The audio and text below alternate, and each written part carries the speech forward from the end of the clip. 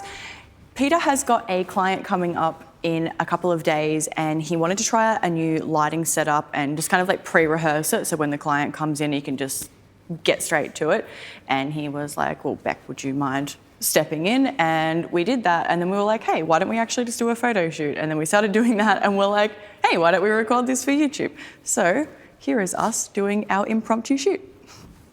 So my lighting setup's pretty simple. I've just got a large Octa running from above and the Profoto running through a diffused umbrella. Now during the setup I slid the umbrella in and out, and what that means is the further I bring it away, the more diffused the light gets. The closer I bring it in, the more contrasty, more hard light, sharper shadow. I worked out this was the distance I wanted and the power. So this would be what you'd call the main light, and this is just more working as a fill light.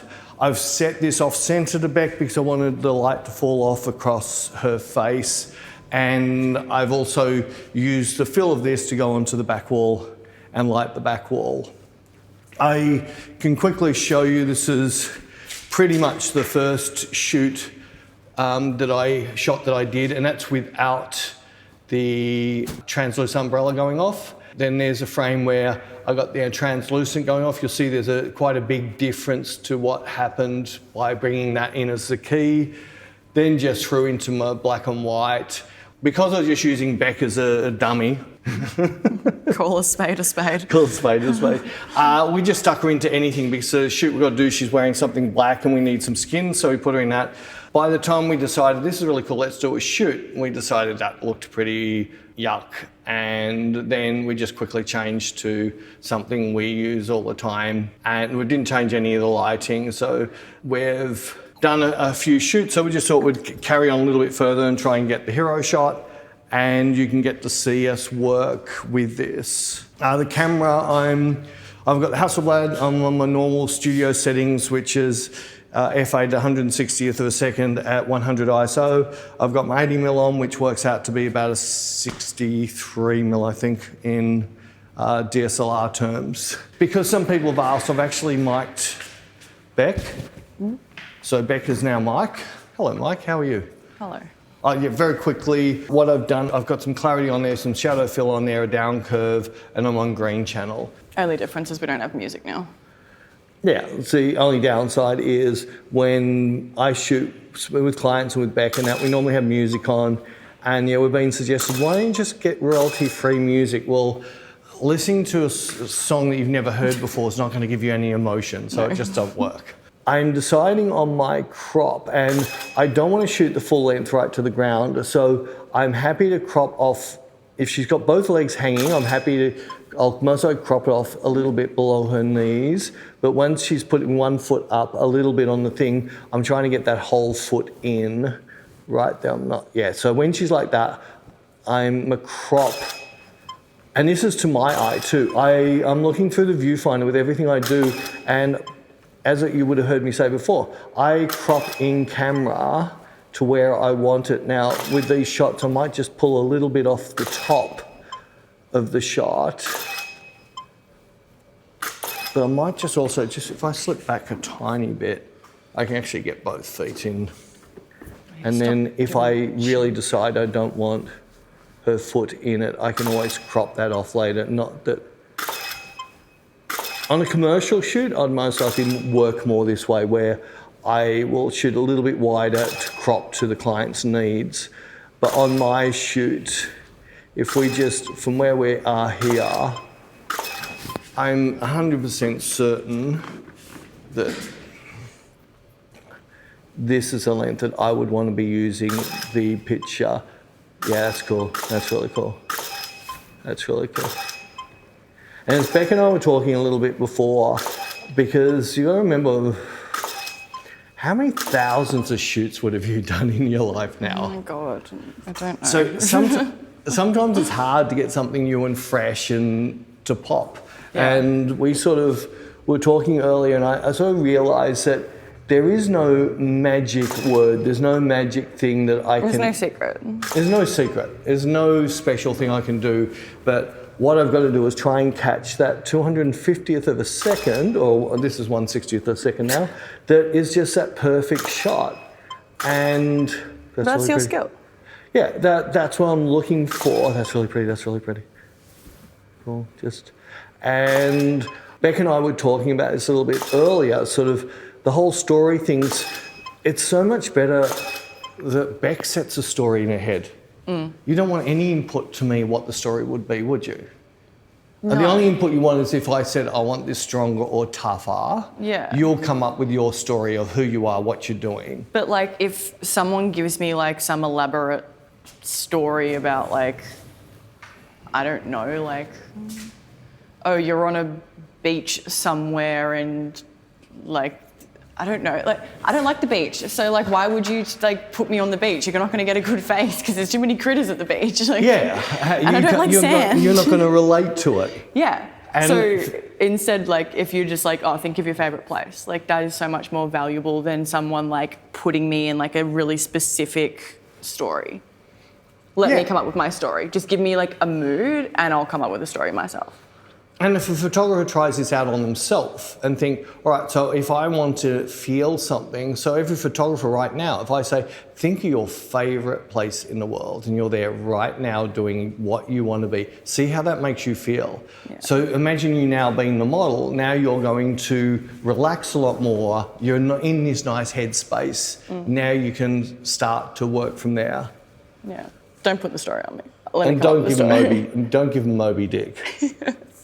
Cool. That's really pretty. But you can still come in, especially with people like Beck. I can just say, no, that arm I don't like, move your arm, and things like that. I can do, and it's not really going to affect her a little bit.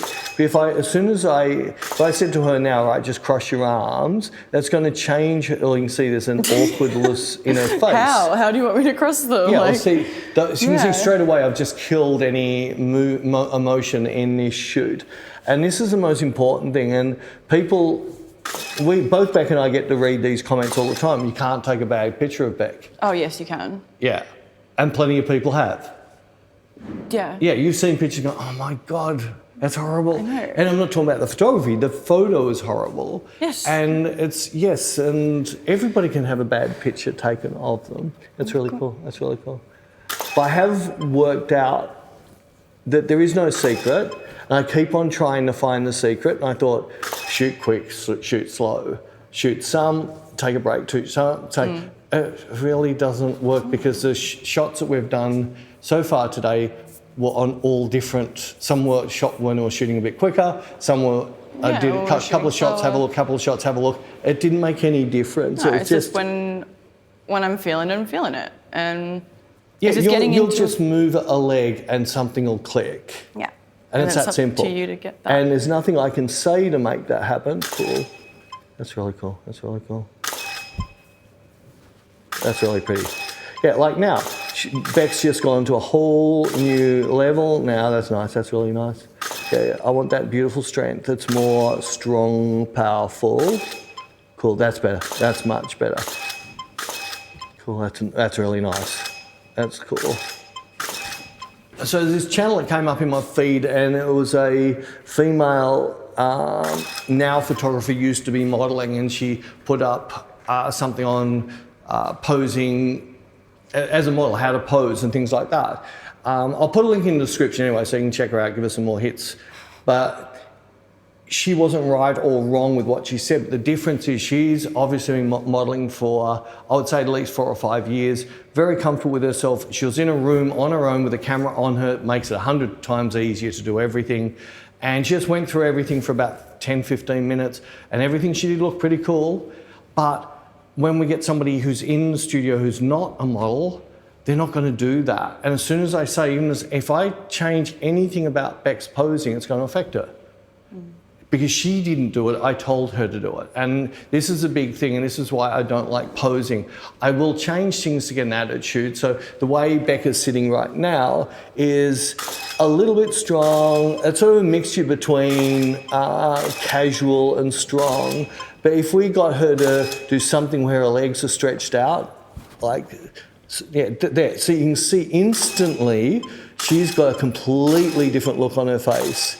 If we brought both legs up onto the chair and she cuddled in on them, you're not going to fall off, you'll see she's just instantly gone cuter. And those are the things that are going to happen. So if you're trying to do a powerful shot, but then put her in a pose that made her feel cute, she's not going to feel powerful. I find like, because you've taught me this and you've always taught me like what you do with your feet is going to reflect, like you got to pose with your whole body. It's not just here, it's with your whole body. And that's what you've always taught me. And I'll be working with other photographers and they'll be like, okay, I want something strong. And so I'll like have a stronger stance, but then they're like, oh, no, it's just a headshot. I'm like, yeah, I know.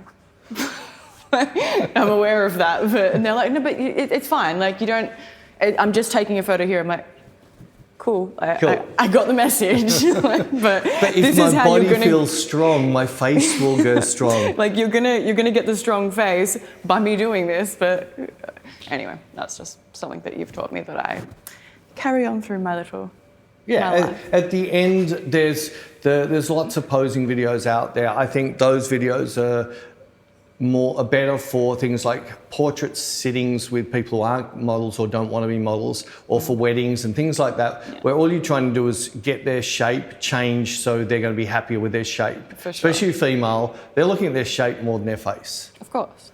But when it comes into now modelling and to create shots in your studio, as soon as you're trying to get the model to pull angles and all this stuff, you just make them feel weird.